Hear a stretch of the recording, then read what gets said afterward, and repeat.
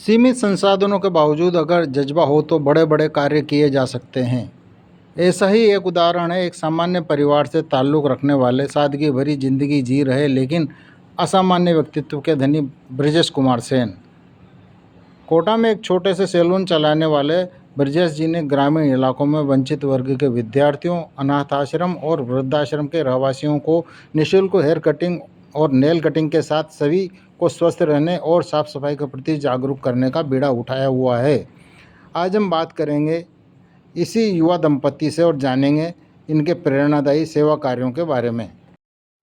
नमस्कार दर्शकों, संचार क्रांति न्यूज चैनल के सेवा जगत कार्यक्रम में आपका स्वागत है। आज हम बात करेंगे सेवा कार्यों के करने वाले जो उदाहरण हैं हमारे समाज में, उनके बारे में हम बात करेंगे। और आज हमारे साथ में मौजूद हैं ब्रजेश कुमार सेन जी। सेन जी, आपका स्वागत है हमारे कार्यक्रम में। नमस्कार सर। नमस्कार सभी दर्शकों। तो सेन जी, आप अपना परिचय हमारे दर्शकों को बताइए।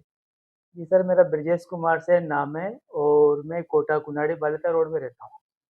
और आपके साथ में मेरी धर्म पत्नी है ममता जी सेन। ममता जी, आपका भी स्वागत है। नमस्कार सर। तो दर्शकों, आज हम आपसे बात करने वाले हैं और बताने वाले हैं कि अगर जज्बा हो समाज सेवा का तो बहुत ज़्यादा पैसा होने की कोई ज़रूरत भी नहीं होती है। बगैर पैसे के भी आप तन से भी समर्पित होकर के समाज के लिए काम करके एक अनुकरणीय उदाहरण दे सकते हो। इसी का नाम है ब्रजेश कुमार सिंह, जो श्री किशन फाउंडेशन के नाम से अपना चैरिटेबल ट्रस्ट भी चलाते हैं और बहुत ज़रूरतमंद गरीब बच्चों के लिए एक बहुत पुनीत कार्य कर रहे हैं। आइए जानेंगे हम उनके इस पुनीत कार्य के बारे में।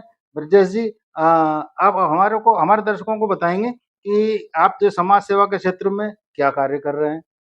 जी सर, मैं पहले तो आपको ये जानकारी देना चाहता हूँ मेरे सभी दर्शकों को कि ये जो मैं समाज सेवा है ये पिछले 2 वर्ष से कर रहा हूँ। और जितने भी सरकारी स्कूल है वहाँ पे असहाय ज़रूरतमंद जो बच्चे हैं जो समय से कटिंग नहीं करा पाते हैं, उनके पेरेंट्स ध्यान नहीं दे पाते हैं, वहाँ भी हम लोग जाते हैं उनकी कटिंगें करने के लिए।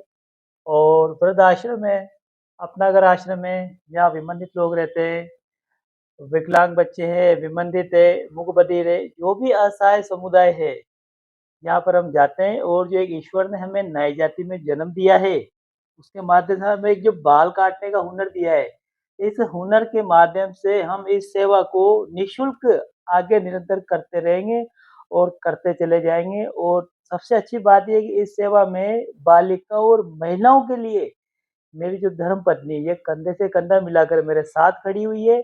और अब तक हमने 116 कैंप लगाए हैं और लगभग 15,500 कटिंग हमने कर दी है। तो उसमें ये मेरी श्रीमती ममता सेन बराबर कंधे से कंधा मिलाकर मेरे साथ खड़ी है। तो दर्शकों, अर्धांगिनी ऐसे ही नहीं बोला जाता है, कर्तव्य भी आधा निभाती है अपने पति के साथ में कंधे से कंधा मिला करके समाज सेवा जैसे कार्य को करती हैं। ये ममता जी हैं, एक अनुपम उदाहरण है। तो ममता जी, आपको कैसा लगता है ये सब काम करके समाज सेवा का? जी सर, बहुत अच्छा लगता है। जब हम स्कूलों में जाते हैं सर, तो देखते हैं काफ़ी काफ़ी बच्चे हैं जी। जो समय से तक कटिंग नहीं करा पाते हैं। तो सर, ये है कि हम लोगों को हमें भी अच्छा लगता है और उन लोगों की थोड़ी अच्छी साफ-सफाई से रहना करना, इसका भी हम स्वच्छता के प्रति जागरूक करते हैं बच्चों को। तो मतलब न केवल ये कटिंग करते हैं, बल्कि ये बच्चों को साफ-सफाई के बारे में भी, हाइजीन से रहने के बारे में भी समझाते हैं कि किस प्रकार से हाथों को साफ किया जाए, शरीर को साफ रखा जाए और स्वच्छ और अच्छे से कपड़े पहने साफ-सुथरे और अच्छे से बाल बनाकर रहें। तो ब्रजेश जी, आप ये हमें बताइए कि आपको ये प्रेरणा कब लगी? कब आपको लगा कि मुझे समाज सेवा करनी चाहिए और क्यों आपको लगा? सर, ये मैंने आज से लगभग सवा 2 साल पहले की बात है कि मैं एक दिन बैठा-बैठा वैसे विचार कर रहा था कि मैंने कहा यार क्यों ना अपन भी एक ऐसी समाज सेवा का कार्य करें कि जिसके हम काम आएँ। अगर ईश्वर ने हमें इंसान जाति में जन्म दिया है तो कहीं न कहीं किसी रूप में हम छोटी से छोटी सेवा करें तो सही, एक बार आगे तो आएँ। तो मैंने देखा कि यार क्यों ना जो मेरा ही काम है, मैं जो असहाय बच्चे हैं, ज़रूरतमंद है, जो समय से कटिंग नहीं करा पाते हैं, जैसे झुग्गी-झोपड़े वाले हैं, गाड़ियाँ लुहार है, फुटकर है, वहाँ हमने नोटिस किया है कि उनको कोई देख-रेख करने वाला ही नहीं है समय से। तो कहीं न कहीं स्वच्छता का एक ये भी मार्गदर्शित है कि आप उनकी समय से कटिंग करोगे ना, तो कहीं न कहीं आगे उनका दिमाग स्वस्थ रहेगा। दिमाग स्वस्थ रहेगा तो पढ़ने में आगे ध्यान जाएगा और आगे पढ़ेंगे लिखेंगे तो अपने भारत देश का अच्छे से विकास होगा। और बाल कटिंग के साथ-साथ हम नाखून भी काटते हैं उनके।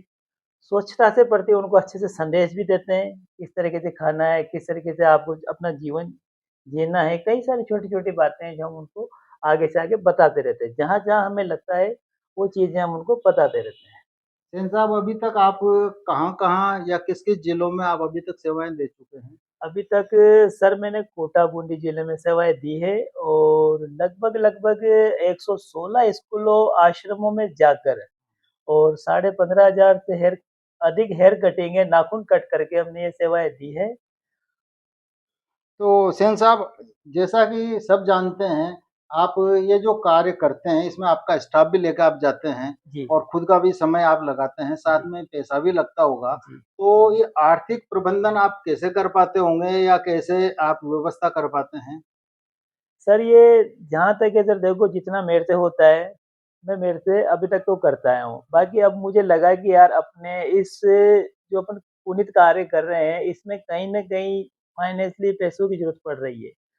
तो मैं जैसे-जैसे जो भी अच्छे लोग हैं उनसे संपर्क करता हूँ, उनको बताता हूँ भई आइए आप देखिए एक बार हमारा काम देखिए, हमें जो ज़रूरत है वो देखिए, आपका जो भी सहयोग होता है न्यूनतम राशि से लेके अधिकतम जो भी आपका सहयोग बनता है, हमारे ट्रस्ट में दें ताकि हम इस पुनीत कार्य को इतना विकराल रूप दें कि अधिक से अधिक लोग हमारे इस कार्य को देख के प्रेरणा लें और बहुत सारे लोग इस काम को करने में आगे आएँ। क्या हाल-फिलहाल कोई कोटा से बाहर से आपको इस प्रकार से संपर्क में आए जिन्होंने डोनेट किया हो आपको?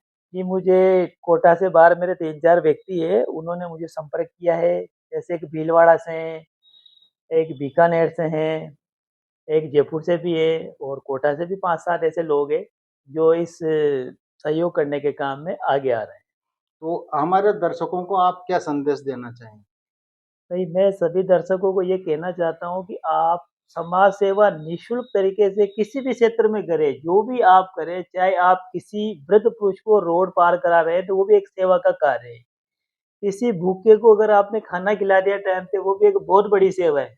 जहाँ भी आपको ज़रूरत लगे, कोई असहाय छोटा बच्चा अगर गर्मी में तपती धूप में जा रहा है, उसके पैर में चप्पल नहीं है, तो आप उसको जो भी आपसे बनता है वो चप्पल देके उसको सहयोग कर सकते हैं। उसके जो चेहरे पे मुस्कान आएगी, वो सबसे बड़ी खुशी है। तो सेन साहब, अगर हमारे दर्शक आपको सहयोग करना चाहें, आपसे मिलना चाहें, तो कैसे संपर्क कर सकते हैं आपसे? बिल्कुल, आप जब भी हमें सहयोग करना चाहें, आ सकते हैं या मुझे फ़ोन कर सकते हैं, फ़ोन पे कर सकते हैं, मेरा बारकोड होगा वो मैं प्रोवाइड करवा दूँगा। मेरा जो भी एड्रेस है उस पे और मेरा जो मोबाइल नंबर है, वो है 8426060662। आपका जब भी सहयोग करने का मन करे, हमें सहयोग करें, हमारे जैसे जो और भी लोग समाज सेवा कर रहे हैं, उन लोगों को सहयोग करें। ये एक बहुत अच्छी पहल होगी आप लोगों की। अगर आपसे फिज़िकली मिल कर के आपको सहयोग करना चाहें, तो आपका पता बताएँगे हमारे दर्शकों को? जी, बिल्कुल आप फिज़िकली मिल सकते हैं। मेरा पता है श्री कृष्णा सैलून एसकेएस मकान number 1 bank colony Balita road, Kunhadi, Kota. तो दर्शकों, आप किसी भी प्रकार से प्रत्यक्ष अप्रत्यक्ष रूप से या ऑनलाइन ऑफलाइन कैसा भी सहयोग करना चाहें, तो आप सहयोग कर सकते हैं। आपके छोटे से सहयोग से ही मिलके एक बड़ा सहयोग बनेगा और उससे एक बड़ा समाज में मैसेज जाएगा। समाज सेवा करने के लिए लोग प्रेरित होंगे। ये दंपत्ति ने जिस प्रकार से समाज में सेवा कर रहे हैं, ये दोनों बधाई के पात्र हैं। आपका बहुत-बहुत धन्यवाद हमें समय देने के लिए। धन्यवाद सर। धन्यवाद दर्शकों, दर्शकों। अगले कार्यक्रम में हम फिर मिलेंगे, तब तक के लिए इजाज़त दीजिए, नमस्कार।